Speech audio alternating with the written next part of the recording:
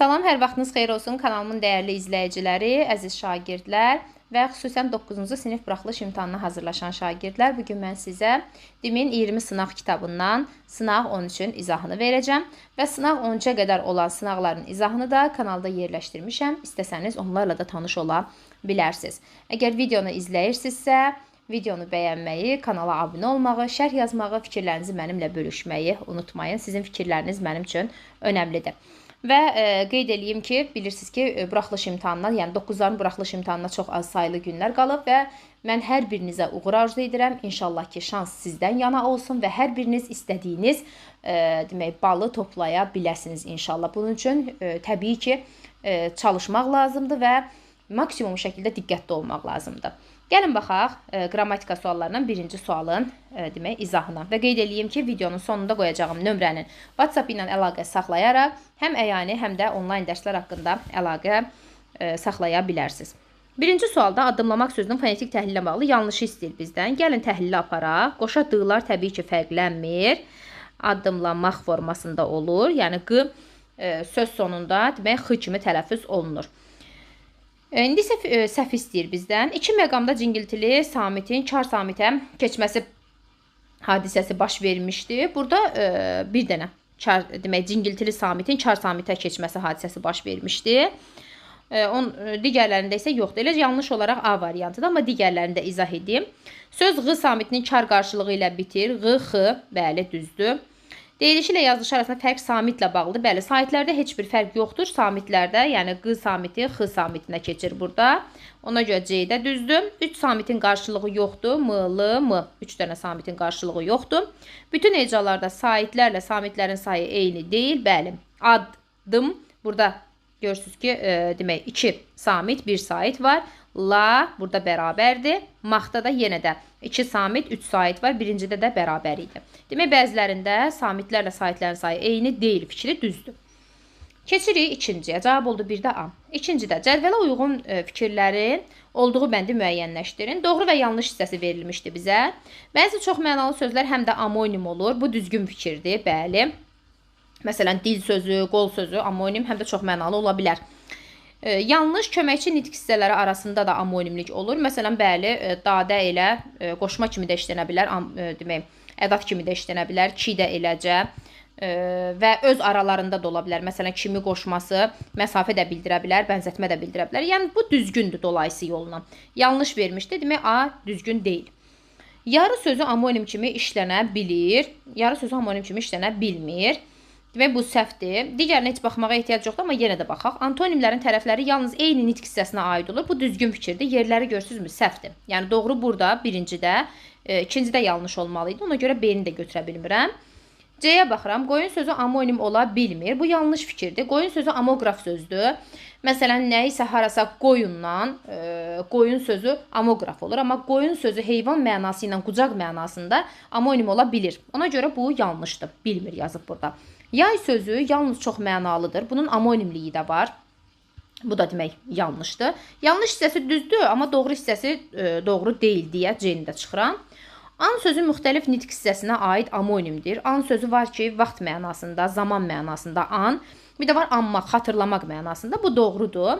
Sinonimlər bəzi məqamlarda bir-birini əvəz edə bilmir. Bəli, nəhəng, yekə, məsələn, böyük sözləri bir-birini hər zaman əvəz eləyə bilmir. Bu da doğru fikirdir. Hər iki yan doğru olduğu üçün, yəni burada əslində ikincidə yanlış olmalı idi ki, mən bu D variantını işarəliyim. O da olmadığı üçün, demək D variantı da deyil. Bəstə sözü amonimdir. Bəli, bəstə sözü, bəstə, boy mənasında, balaca mənasında bəstə. O mənada. Bir də var, yəni hər hansı bir mahnının bəstəsi mənasında amonimdir. Qanş sözü yalnız çox mənalı sözdür, amonimliyi var. Bu yanlış fikirdir. Ona görə cavab olacaq Y variantı. 3-də nümunələrin birində mübtəda işlənməmişdir. Nəyi bununla maraqlıdır ki? Demək, maraqlıdır ki, nəyi? Nədən, daha doğrusu bundan? Nəyi? Onun nəyi mənasında olduğuna görə buradakı i mənsubiyyə şəkilçisidir və adlı halda fikirləşirim və adlı halda da fikirləşdiyim demək, sözü ya mən mübtəda vəzifəsində, ya xəbər vəzifəsində, ya da təyin vəzifəsində işlədə bilərəm. Təyin və xəbər olmadığı üçün mübtədadır. Demək, çıxıram. Ora indi istidir. Necədir? İstidir. Nə zaman indi? Hara? Ora. Ora burada demək, mübtəda vəzifəsindədir, zərfliklə ifadə olunmuşdu. Kimsə gəlmədi, kimsə qeyri-müəyyən əvəzliklə ifadə olunub mübtəda mövqeyindədir. Çıxıram. Qapı qəfildən açıldı. Nə qapı, necə, nə cür, nə tərzdə qəfildən. Qapı var burada, mübtəda vəzifəsindədir. Xavər, əlbəttə narahat idim. Burada əlbəttə, demək, yəqinlik bildirən modal sözdür. Xavər isə, demək, müraciət bildirir, burada xitabdır. Ona görə cavab olur Y variantı ki, burada mübtəda yoxdur. 4-ə baxaq, 4-də nə deyir bizə? Mən gələndə həyətdə heç kim yox idi cümləsi ilə bağlı yanlışı istəyir bizdən. Gəlin təhlil eləyək. Ümumiyyətlə təhlildə nə istəyir? Yox idi, kim, heç kim. Harada? Həyətdə. Nə zaman? Mən gələndə. İndi burada bəlkə də mənlə gələndə sözlərini ayırmısınızsa artıq yanlışa yol vermişsiniz. Bunun da çox asan bir yolu var ki, xəbərlə əlaqələndiririk və xəbərlə əlaqələnirsə müstəqil şəkildə demək ayrıca cümlə üzvüdür. Yox, əlaqələnmirsə o zaman tərkibin içərisindədir. 4 cümlə üzvündən ibarətdir. Bəli, doğrudur. Çünki burada 2 zərflik, bir mübtəda, bir xəbər var. Müəyyən şəxsli cümlədə heç kim mübtəda vəzifəsində olduğu üçün müəyyən şəxsli cümlədir. Bəli.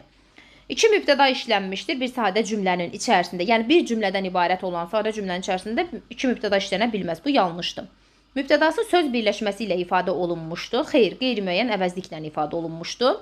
Feili xəbərlidir, ismi xəbərlidir. Yox idi, predikativ xəbərdir. Ona görə ismi xəbər hesab olunur. 3, 4, 5 cavab olur D variantı. Almayasınız sözü feilin hansı şəklindədir? Təbii ki, biz bunu necə fikirləşirik? Buradakı kök və şəkilciyə ayırırıq və fikirləşirik ki, buradakı A şəkilcisi arzu şəklinin ifadəsidir. İstəsəniz mamə inkar şəkilcisini atıb da alasınız formasında deyir, kaş ədatını artırıb müəyyənləşdirə bilərsiniz. 6. İndi təzə gələnlər məktub oxumurlar. 6-da doğru fikir istəyir bizdən. Nə etmirlər? Oxumurlar. Kim? Təzə gələnlər. Nəyi oxumurlar? Məktubu oxumurlar. İndi. Nə zaman? İndi.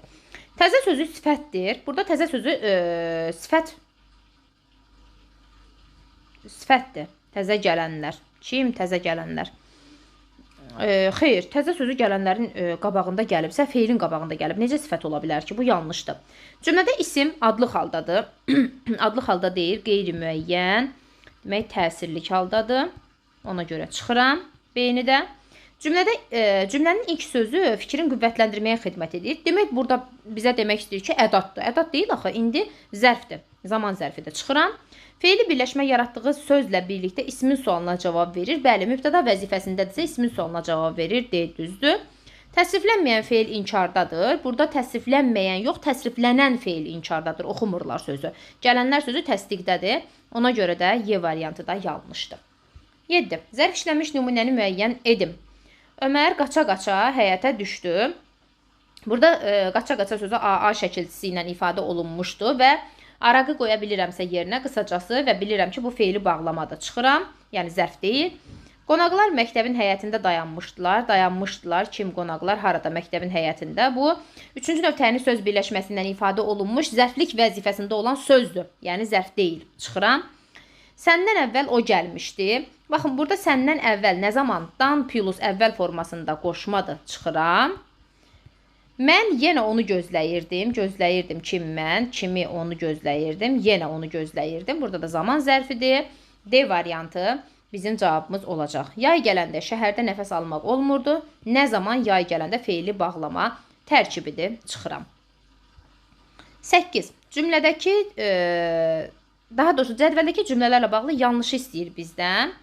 Baxaq, indi nə istəyir? A-da sədr danışır, işçilər dinləyirdilər. Demək, mürəkkəb cümləyə aid komponentlər verilmişdi və onların demək, hadisələrin eyni zamanda məna növlərini istəyir təbii ki. Demək, sədr danışır, işçilər dinləyirdilər, eyni zamanda baş verir. Bəli, biri danışır, biri dinləyir, eyni zamandadır.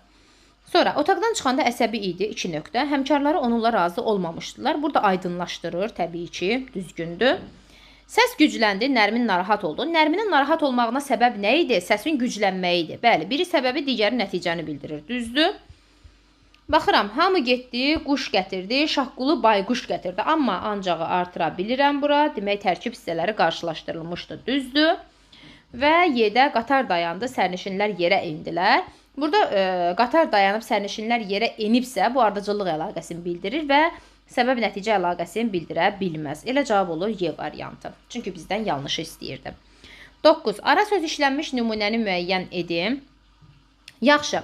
Sən xəbəri kimdən eşitdin? Aha, elə burada yaxşı sözü ara söz mövqeyindədir. A variantı bizim cavabımız olacaq. Bunu, yəni kimsə bilmirdi. Yəni kimsə bilmirdi. Burada sual mövqeyində işlənmişdi. Bu, yəni ara söz deyil təbii ki, yəni burada. Bu xülasəni kim hazırlayıb? Xülasə burada isimdir. Çıxıram. Bütün çətinliklərin nəhayəti, sonu var mənasındadır burada. Yenə də ara söz deyil. Bəziləri, məsələn, məlumatsızlar və təcrübəsizlər bunu çətinliklə anlayırlar. Məsələn, burada demək, yəni məsələn, aydınlaşdırma bağlayıcısıdır. Çıxıram. Demək, cavab qalır A variantı. 10.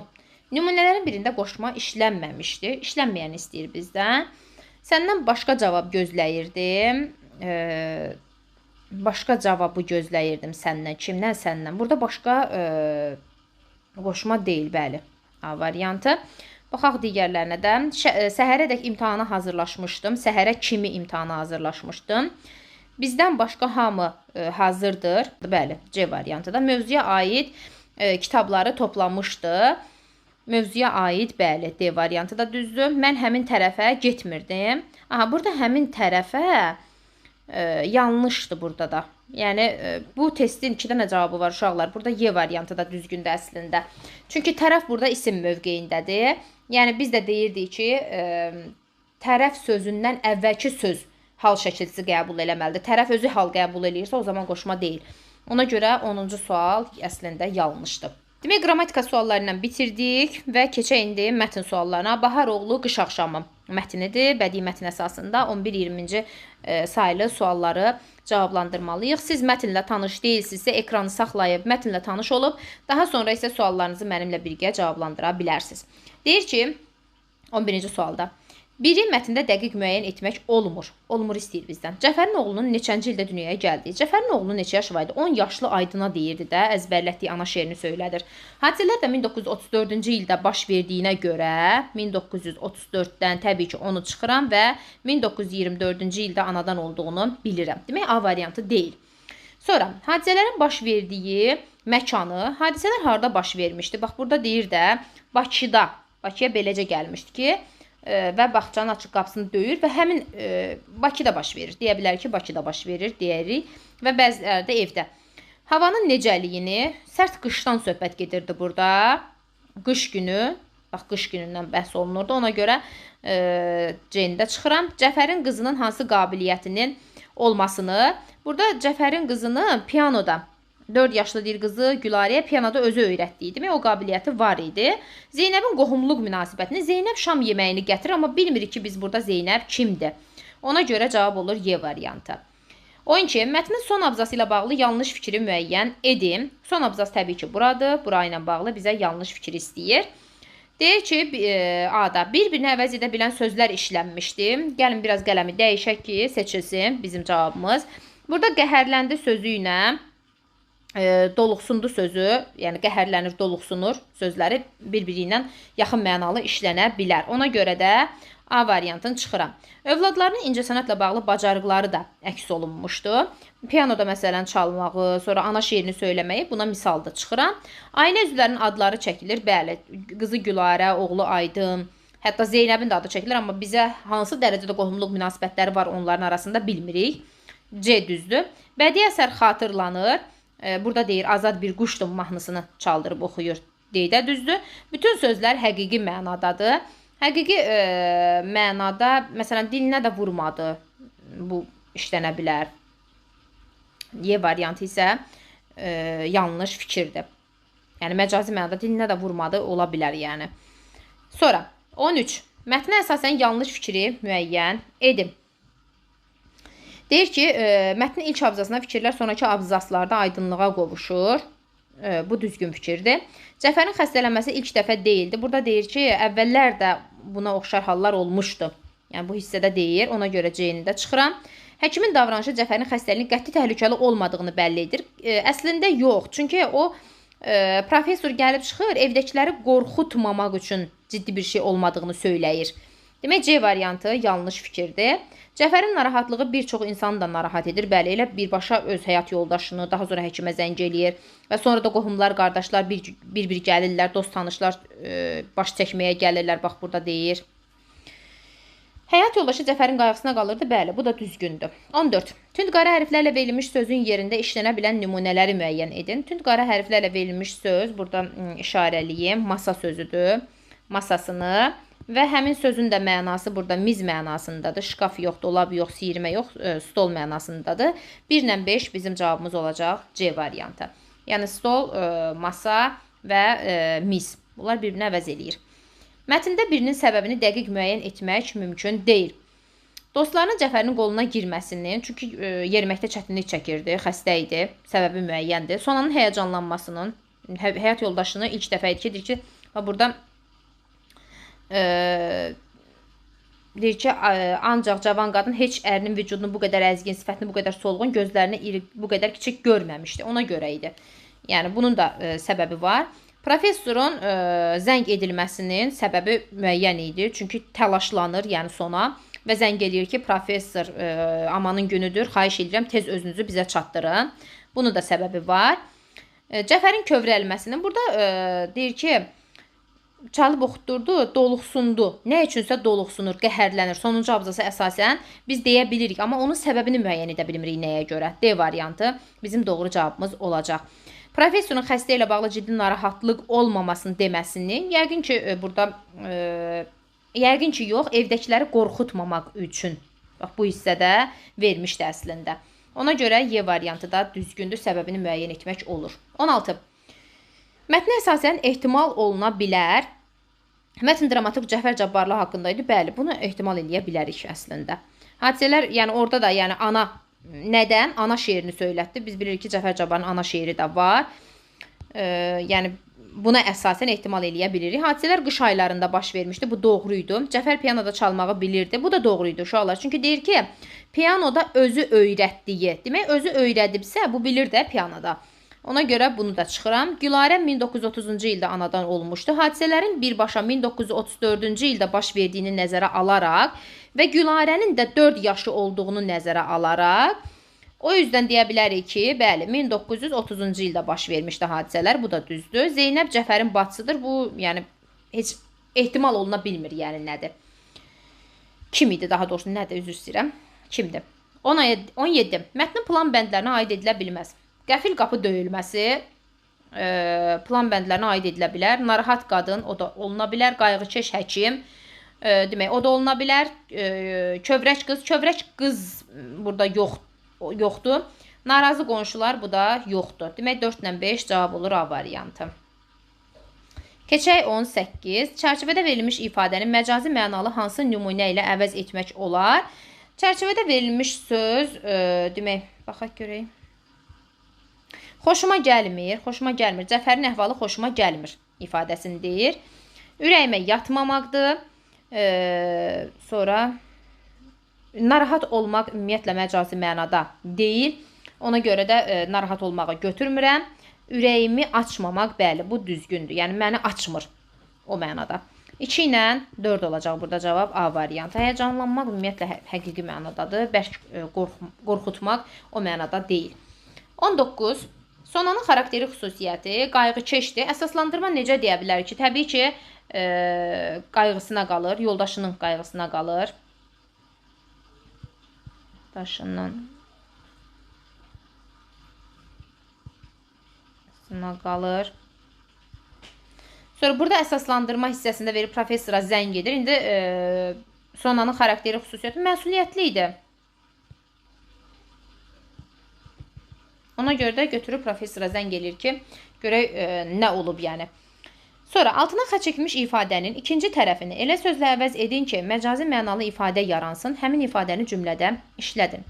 Altına xətt çəkilmiş hissəyə baxaq. Birincisi biz görək ki, altına xətt çəkilən ifadə hardadır? O qədər yenə də qaraladım ki, həmişə kimi indi görməkdə çətinlik çəkəcəm. Aha, açıq qapısını beləcə döydü. Burada açıq qapı, bağçanın açıq qapısından söhbət gedir də, həqiqi mənalıdır. Bizə də deyir ki, ikinci tərəfini elə sözlə əvəz edin ki, İfadənin ikinci tərəfində el sözlə məcazi mənalı ifadə yaransın. Yəni, açıq, məsələn, fikir deyə bilərəm.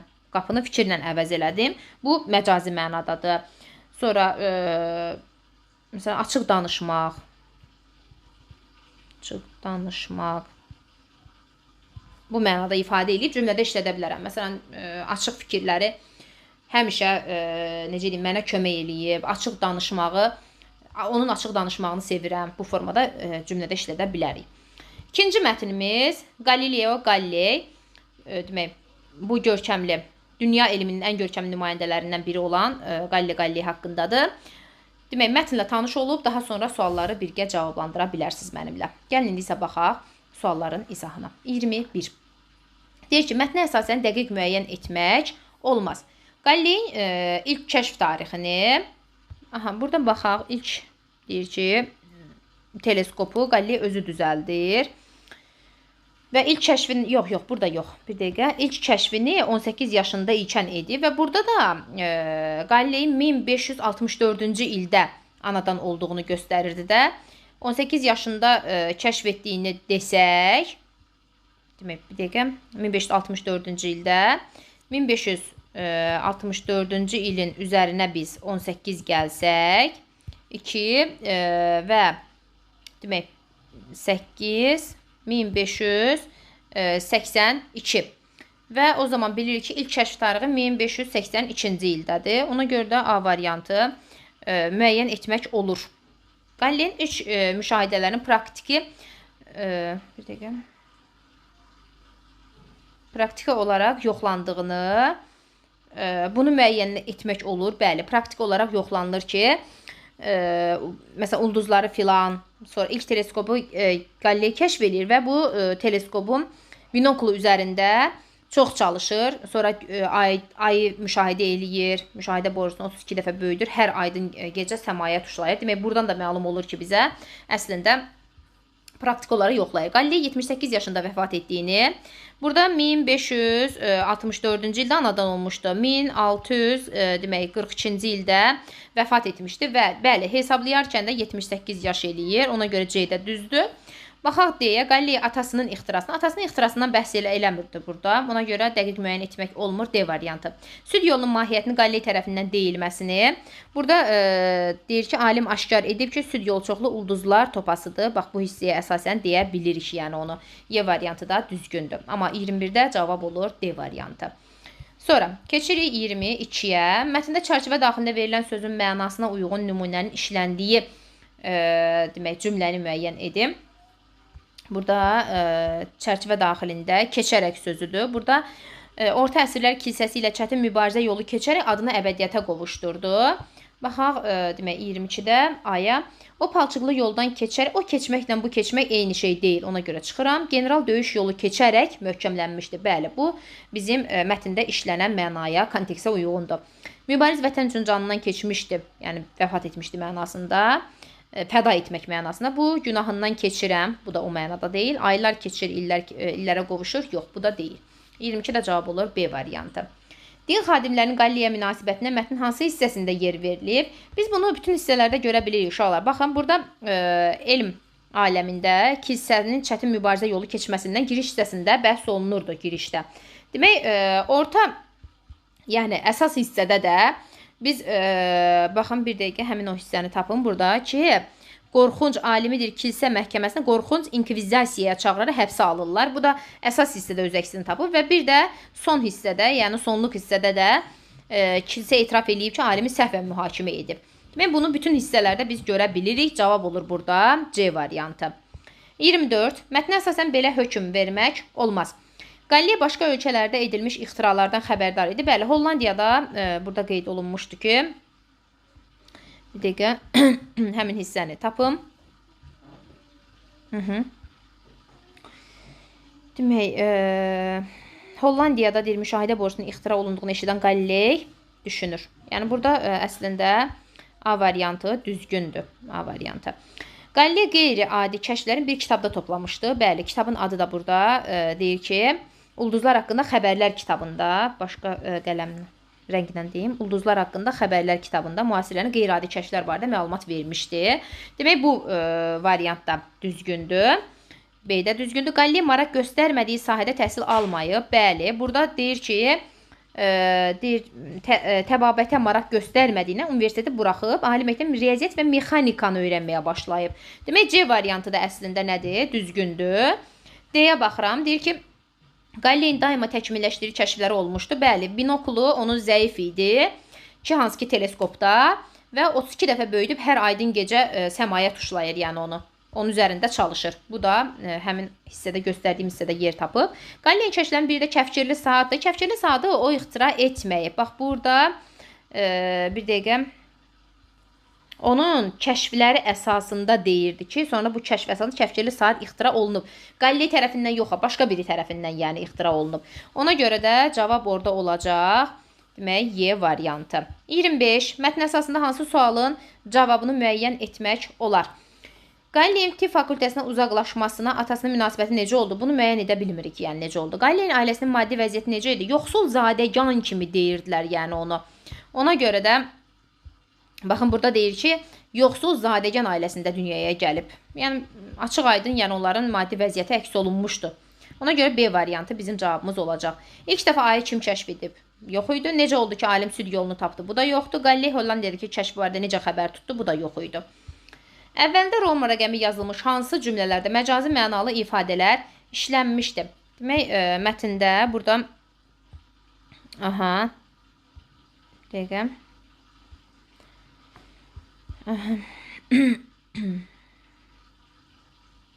Demək, universiteti buraxıb, burada məcazi mənalı universiteti buraxmaq ikincidə işlənib. Bir də, demək, 6-cıda işlənmişdi. Baxaq həmin o hissəyə, 6-cıda.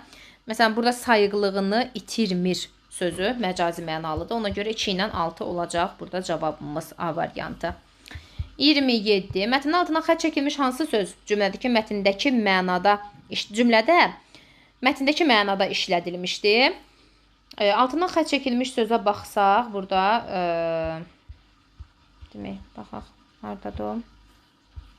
Altından xətt çəkilmiş söz. Yönətmək, səmaya yönətmək, belə borunu gecə səmaya yönətmək olarmı? Hissəsində verilmişdi. Məktəbli uşaqları düzgün yönətmək, yəni yönləndirmək mənasındadır burada, yox. Malik üzünü fərdə tərəf yönəldərək münasibətini bildirdi. Bəli, burada eyni mənadadır. Mexanizmin istifadəsi üçün müştəriləri qaydalara uyğun yönətdik. Uyğun deyil. Tapşırıqların yerinə yetirilməsi zamanı abituriyenti çıxdaş üsuluna da yönətmək lazımdır. Yönləndirmək yenə də mənasındadır. Bizi yönətmək lazım deyil, istiqamətləndirmək mənasındadır. Bu da uyğun deyil. 28. Mətndə üzərində rəqəm yazılmış hansı sözlər bir-birini əvəz edə bilər?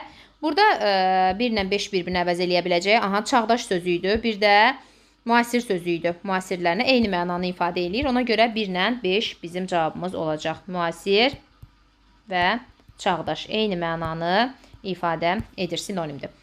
Mətn əsasında klass yeri tamamlaya bilən fikirləri yazın. Pizza şəhərində zadəganlar yaşayırdı və indi klass yeri tamamlamalıyıq ki, məsələn, orada universitet fəaliyyət göstərirdi.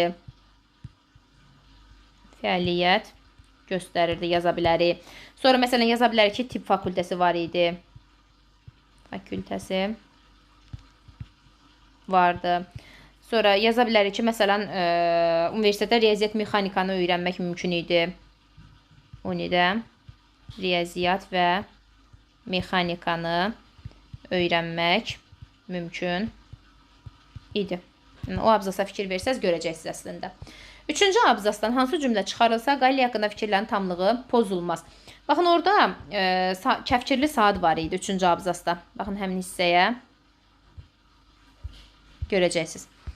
Demək, 1, 2, 3-cü abzasda, bax, bu abzas əsasında deyirdi, altından xətt çəkmişəm. Sonralar deyir ki, bu kəşf əsasında kəfkirli saat ixtira olunmuşdu. Bax, bu, demək, cümləni çıxarsaq, mətndə heç bir, yəni necə deyim, təsiri olmayacaq. Yenə də yazıram bura. Cümləni tam formada yazmıram. Yazıram ki, kəfkirli saatla bağlı cümlə çıxarılsa, mətnə təsir olmayacaq. Əsaslandırmasını da belə yaza bilərsiniz ki, çünki kəfkirli saatı Qaliley ixtira eləməmişdi. Yəni, Qaliley ilə bağlı informasiya deyildi bu. Ona görə də demək 30-da cavab belə yazıla bilər. Siz demək videonu izlədinizsə, izahı bəyəndinizsə, videonu bəyənməyi, kanala abunə olmağı, şərh yazmağı, fikirlərinizi mənimlə bölüşməyi unutmayın. Hər birinizə uğurlar. Sağ olun.